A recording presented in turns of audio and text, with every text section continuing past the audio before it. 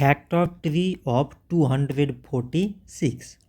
So 246, it can be written as 2 times 123 is equal to 246.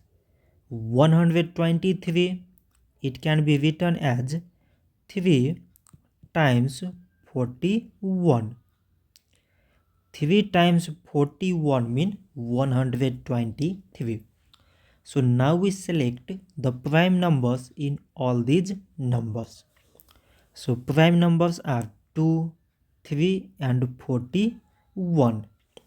So we can write 246 is equal to 2 times this 3 times this 41, means the product of all these prime numbers.